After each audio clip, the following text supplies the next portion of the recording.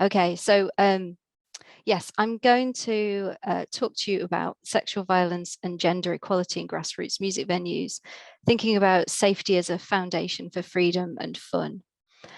And this talk is based on the live music ecology research that I conducted in Yorkshire in the UK with colleagues David Hesmondhalgh at the University of Leeds and Molly Megson at the University of Huddersfield, and with our local music industry partners, Girl Gang Leeds and the Leeds Music Hub.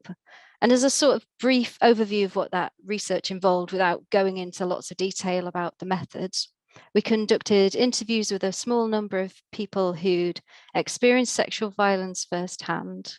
We spoke to music venues and promoters about their experiences. And we also spoke to a number of anti-violence charities and our local government, the local council, local authorities. We did some observations and surveys in venues, and we analysed a variety of safer spaces policies. So we were aiming to get that sort of broad scope of understanding of what was going on and what people were doing about it, or what they needed to be able to learn to do about it, to do about the problem of sexual violence. And the research was impact focused, which meant that it was explicitly working with the local music industry with the aim of making positive changes. And it's really interesting to hear what Gerda was saying and to think about how the need for looking at how important the need for looking at organizational change is. And with doing this kind of impact focused research, it meant that we weren't out to just criticize what we were seeing, the problems of sexual violence, but to also try and seek solutions. And sometimes as an academic, you feel like, oh God, I'm so good at criticizing everybody else in the world. And it was really nice to be able to do this research, which was focused on finding the answers as well, if answers is the right word. So if you want to ask more about methods, you can get in touch, or you can read the articles, which are all available on that on the website as well.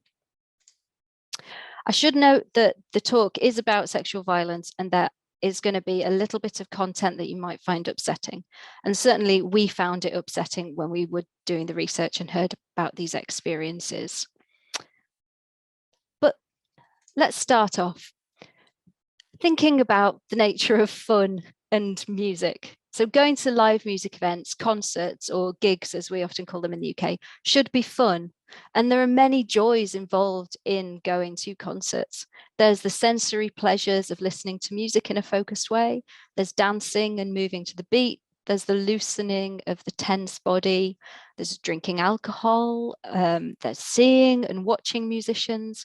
There's those personal or interior pleasures of immersion and transcendence, relaxing and switching off, and also being in the same room as beloved musicians. And there's social pleasures as well, the sharing of that joyful and moving experience with other people, feelings of similarity with others, feelings of unity, and feeling part of a community, and spending time with friends, making new friends, supporting your local music scene. These are all really strong things that people value about live music. But the awful thing is that sexual violence gets in the way of experiencing all of these pleasures and benefits. And at this point, I should say, what do I mean by sexual violence? Because it is this big term and it sounds shocking and people have preconceived ideas about it. And for the purposes of our research, we drew on Liz Kelly's groundbreaking definition of sexual violence, which is any physical, visual, verbal, or sexual act that is experienced by the woman or girl at the time or later as a threat, invasion, or assault that has the effect of hurting her or degrading her, and or takes away her ability to control intimate contact. And this definition really emphasizes the everydayness of sexual violence. It's not setting up a hierarchy of different kinds of harm. In this definition, we might include like unwanted touching or persistent unwanted sexual advances, sexual harassment, as well as penetrative assaults as well, and rape. Fiona Vera Gray builds on Kelly's definition, and she combines it with Simone de Beauvoir's work on freedom. And she argues that these kinds of acts, these acts of sexual violence, are intrusive and they impede on women's ability to act freely in the world. And this idea of the importance of a right to freedom has been really influential for us. Liz Kelly and Vera Gray highlight that self-identified women are most likely to suffer sexual violence, but of course men also suffer, and trans and non-binary people also suffer, and suffer in gender-specific ways. And this talk isn't really about that, but it's important to note it, really. So what kinds of things am I talking about when it comes to sexual violence at concerts? And this is where I'm going to just say a few examples, because our interviewees told us about a range of different kinds of incidents that would fall under that broad definition. So we heard from a woman who'd experienced a man suddenly and without any prior contact, putting his hand down her trousers while she was dancing to an indie band. Another woman felt a man place his penis in her hand while she was watching a punk band. We heard from a man who was repeatedly groped through his clothes on the genitals by a woman who would not take no for an answer whilst he was at a rave. We heard from women whose roles as musicians had been exploited by male fans who tried to touch or kiss them when they were on stage or during meet and greets afterwards. And we heard from women who'd been groped on buttocks and breasts on numerous occasions. One of our concert goers that we spoke to said that at about a quarter of the gigs she'd been to, she'd experienced groping. And another talked about a laundry list of sexual harassment. And our participants also talked about the everyday sexism of the live music concert context as well. This was things like bands singing objectifying or rapey lyrics, men in bands perpetrating violence against fans, drink spiking, arguments between men and women over the use of space. One of the musicians we spoke to is non-binary, but read by other people as female. And they told us that people would tell her their stage costume and performance were too sexual.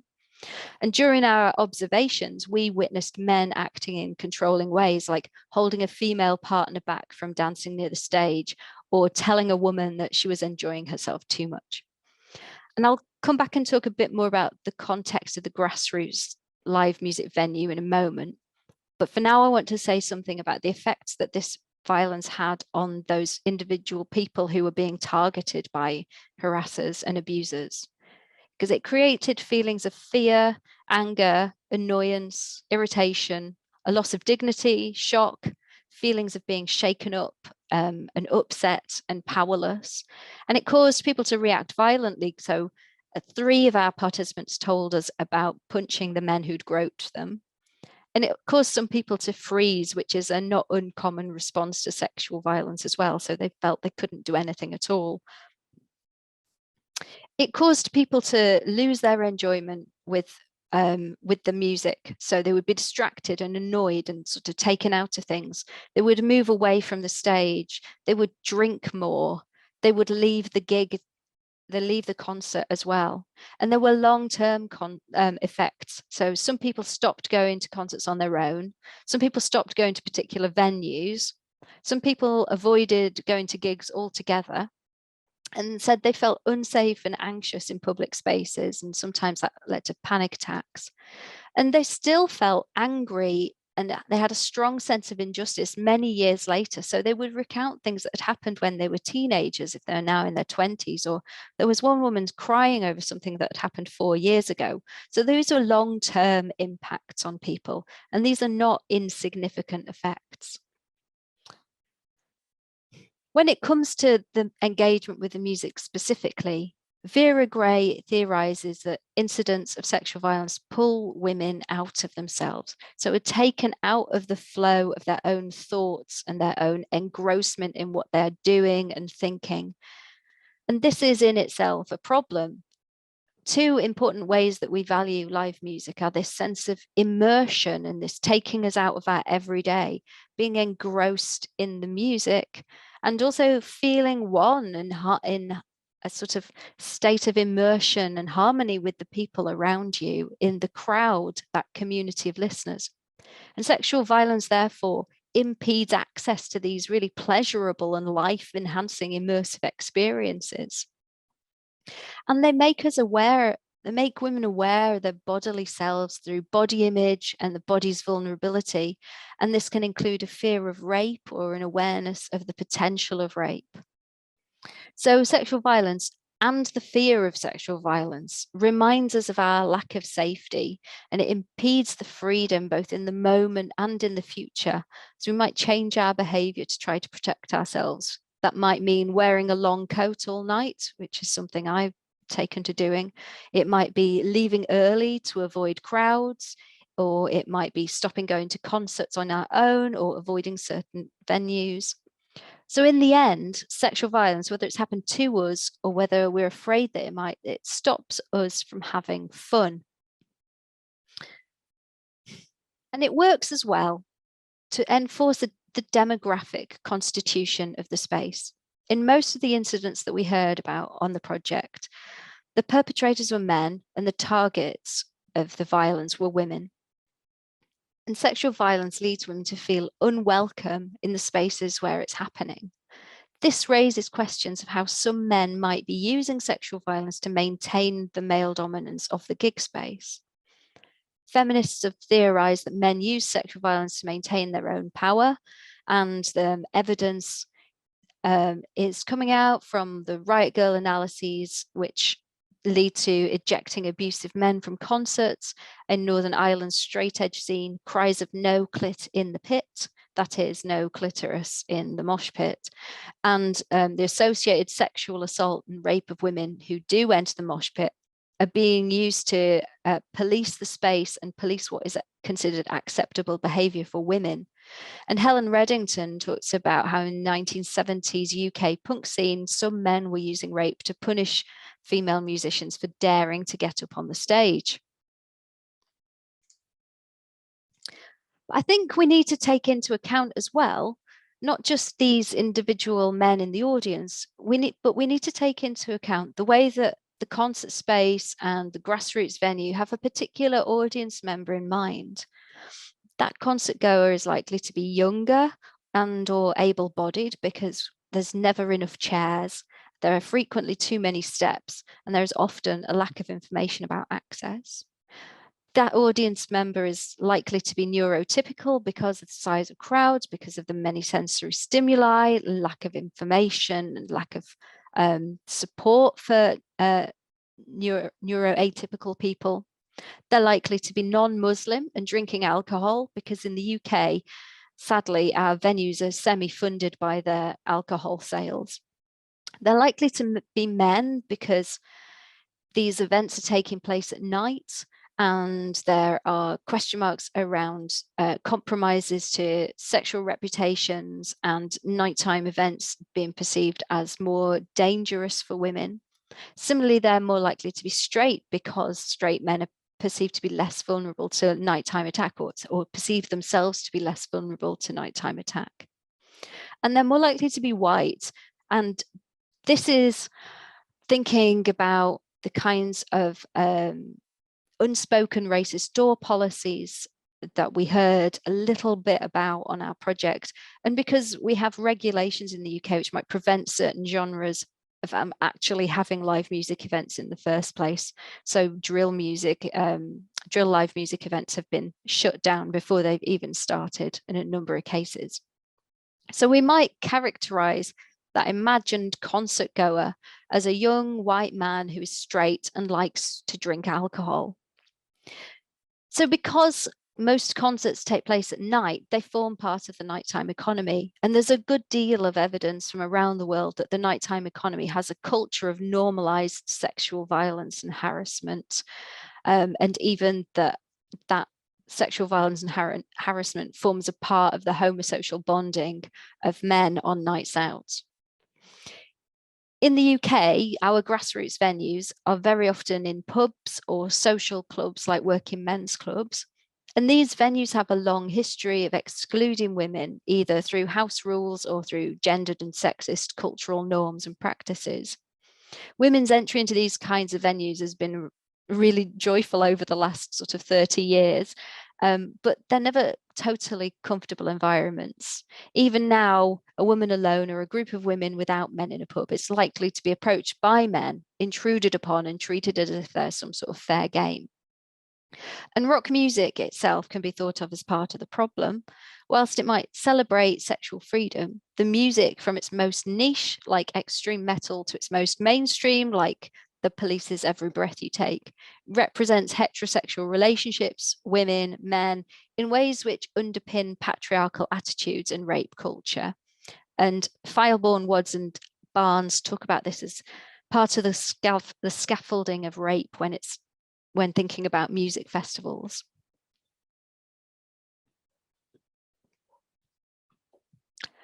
However, on a more positive note, even though grassroots music venues might have some problems in thinking about the organizational structures, we also feel as a research team that they're well placed to start to change this negative culture, because grassroots music venues are usually independent and therefore in control of a lot of what happens inside their venues.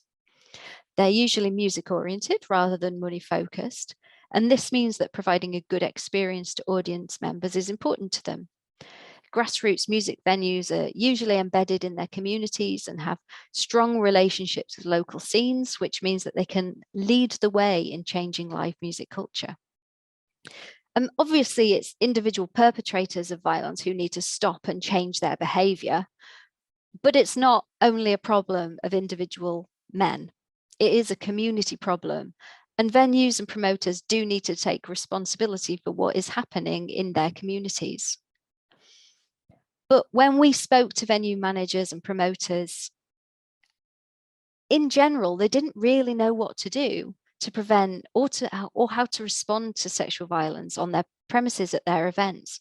There was a distinct sense of feeling at sea, like if an incident occurred, they felt panicked and powerless and they didn't know what to do.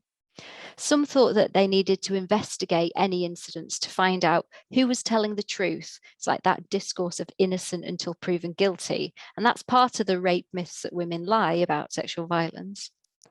For some venue managers and promoters, there was a real desire to do better, but no idea of how to go about making any changes. Some thought it was just too big a problem to take on, and it was an issue that needed to be dealt with at a societal level. And some people just didn't think it was a problem in their venues. But other participants told us that when they'd reported being harassed or assaulted to staff in the venues, they were disbelieved or they were dismissed. They were told there was nothing the venue could do. Perpetrators have left the building now, so you don't need to worry about it anymore. And sometimes it was the staff themselves who were perpetrating the violence, and bouncers were identified as one group in that case. So very often, people who'd experienced violence just didn't want to report it because they'd had poor experiences of reporting it in the past. And they didn't want to feel dehumanized, as one of our participants said. They didn't want to feel dehumanized again. So if people aren't going to report the problem, then venues aren't going to know the scale of the problem on their sites. So there's clearly a knowledge gap around sexual violence, about how to prevent it, how to respond to it. And there's an empathy gap as well, a lack of understanding of the impacts of sexual violence. Many of the people that we spoke to who own and run venues are cis men, and they're less likely to have experienced sexual violence than women and LGBTQ people.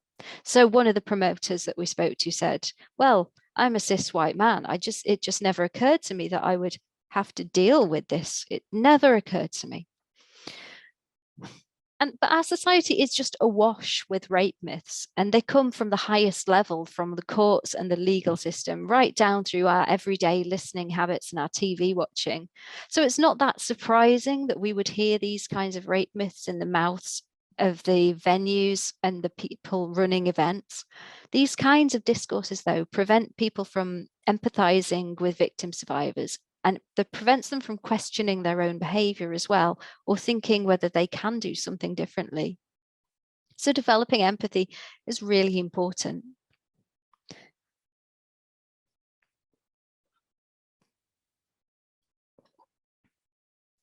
I just want to take a step away from the music just for a moment to explain a little bit about some of the other research into gender-based violence prevention programs. Implementations against sexual violence are often aimed at changing individuals. That might be through bystander intervention training or men against violence programs, and these are about changing those individual men.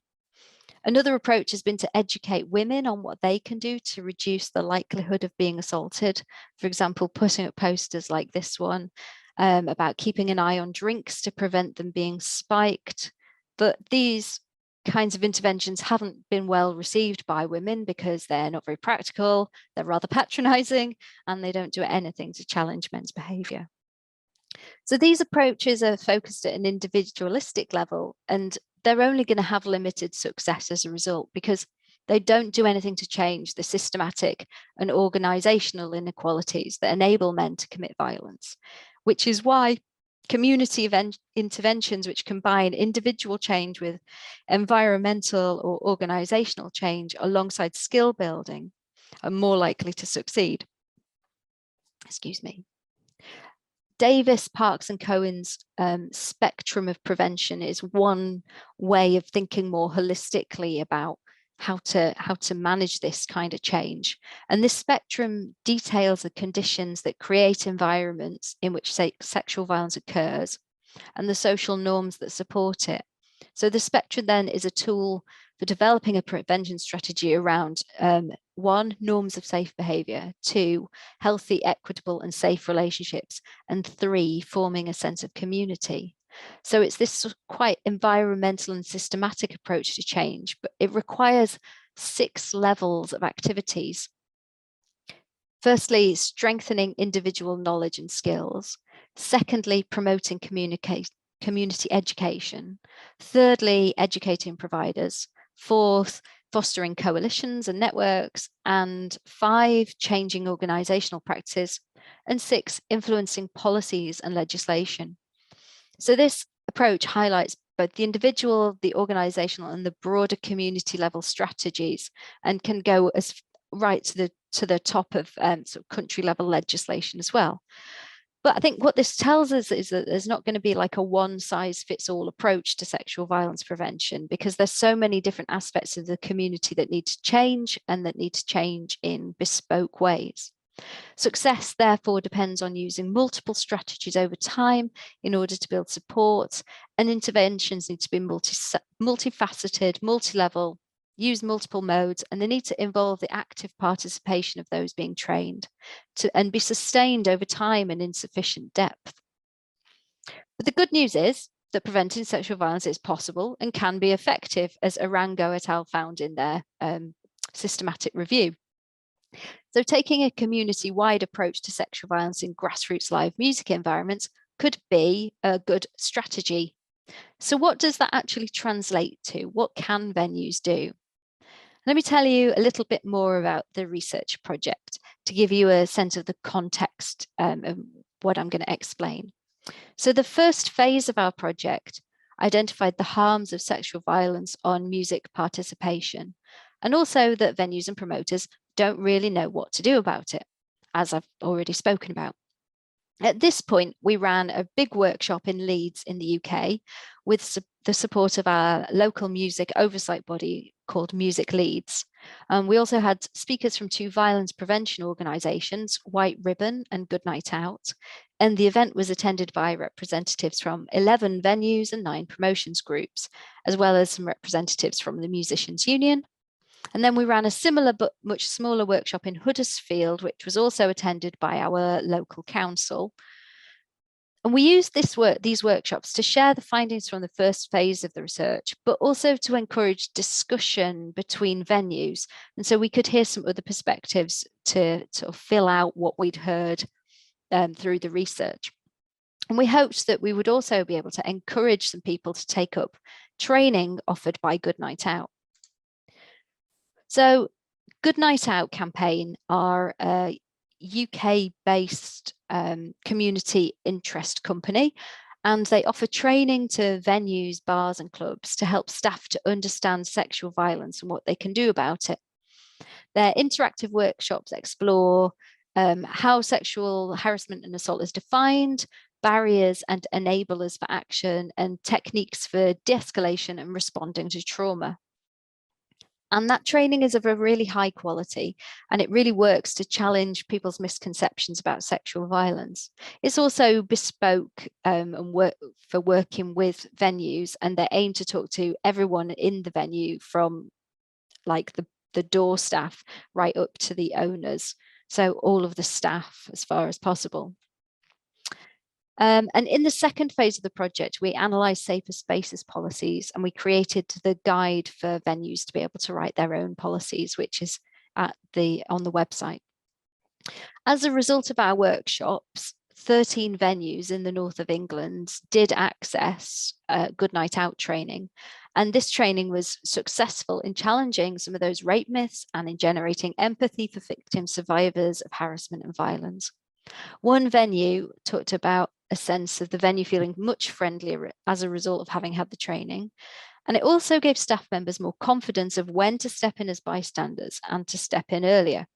So here's what one venue manager said. There was a leechy, horrible fella chatting to a group of young girls, and they were all just looking a bit uncomfortable. So one of the male supervisors walked over and said, "Hey ladies, everything okay here?" And they were like, "No, he's weird." So our supervisor just went, "Cool, you're freaking them out. You're going to need to move." And the guy just got up and moved to another part of the building. And then we kept an eye on him all night. The staff spoke about it and he behaved. So that's just straight up. It's something that we wouldn't have intervened in previously, I think, because you don't see it. But if you saw someone getting grabbed or something, everyone's like, "Oh, that's horrible."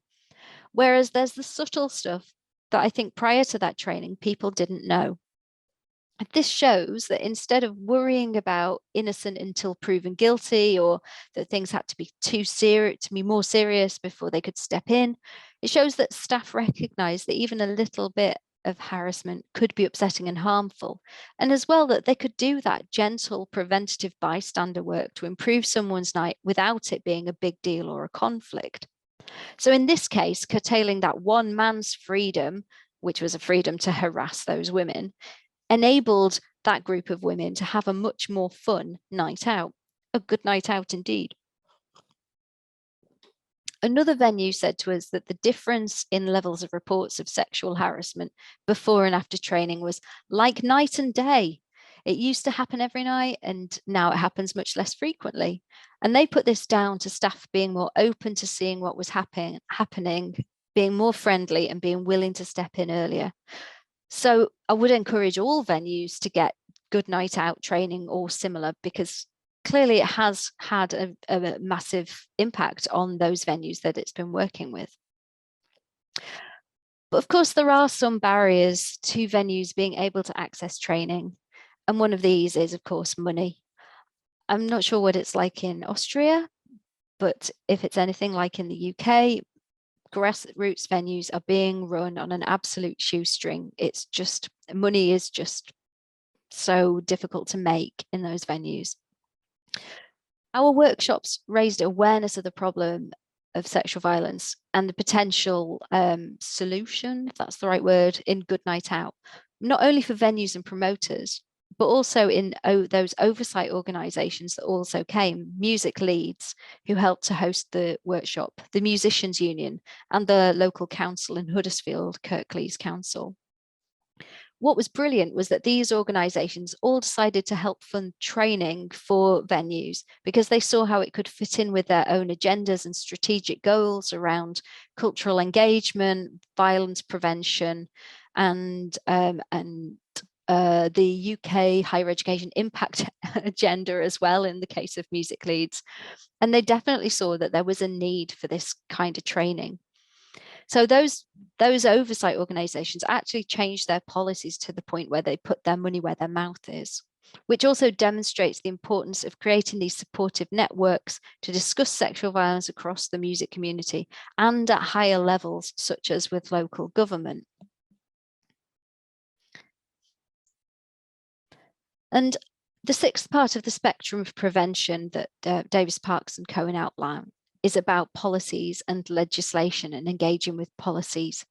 And in terms of the policies of individual venues, we found that many venues didn't really know where to begin with writing something like a safer spaces policy. So that's why we created a guide for how to write one. But in our analysis of safer spaces policies, we found that there were so many of them were very negative in tone. They were really about telling the audience what you can't do and what will happen if you transgress. And they weren't really conveying a sense of what is good about everyone being safe in a venue. And we took inspiration from the policy of a club in London called Pussy Palace. And their policy told the reader not what the audience could or couldn't do, but what the venue were doing for the audience, what the club were doing for the audience. They had a quiet seating area. They had a taxi desk. Their night was close to public transport. They had full access information. They chose venues where there weren't steps. They called this an intentional space. They worked really hard with the intention of making it welcoming to their queer and trans people of colour audience. And this led us to thinking about what are all of those rules for? So for many of these venues, they are about enabling safety, but Pussy Palace's policy puts the emphasis of the night on fun and enabling everyone to feel free and supported and valued enough to do something to enable people to enjoy themselves. And that was really striking for us, because otherwise all of these negative policies, they position those who require the extra rules to enable them to be safe enough to enjoy themselves. They get positioned as party poopers for traditional straight white male demographic. And that leads to conflict. And as one of our venues talked about in the very first phase of the research, he spent a long time telling me why safer spaces policies were no good and they didn't support more traditional music audiences. And whilst I didn't agree with him at the time, I don't think it's valuable to have a safer spaces policy which generates conflict between different factions of your audience. So a good safer spaces policy should really emphasize what the venue is doing to support the safety of all of its audience members, and it should position those pleasures and benefits of live music as valuable and available to all. So we created our sample policy, which we called Your Right to Party, and you can read that on our website. We also created it in a zine format and distributed that online, which seemed to go down pretty well with the punk crowd. Good, well-publicised policies alongside trained, empathetic and caring staff, and organisational changes like having staff procedures for what to do if someone reports violence to you. These are all the foundations for creating a safer and freer environment in which more people can have more fun. So to conclude then, sexual violence in live music is a problem for the whole music community.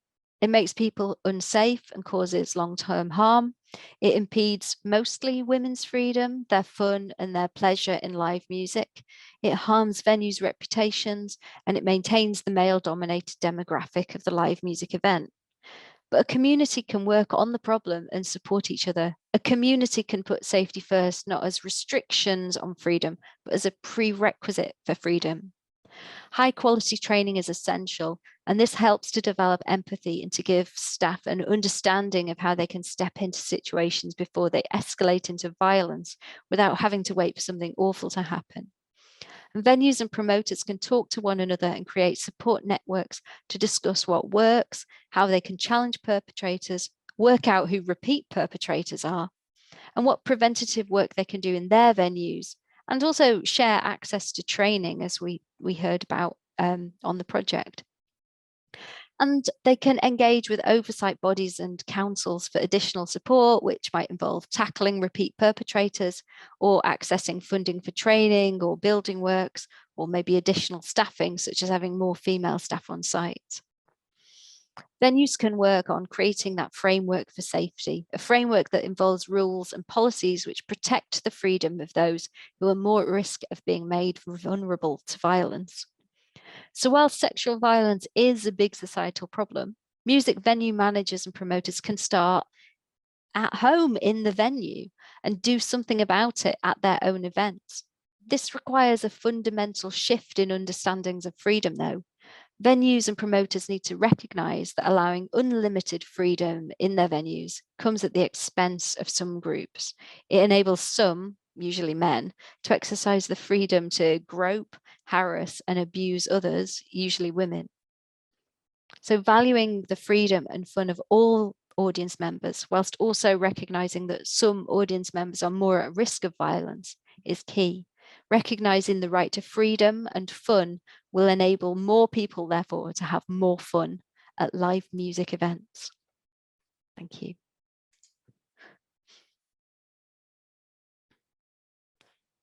And that's just a slide with the 3 articles, which are what today's talk has been based on. And they are, as I showed, all available on the website if you want to pick them up.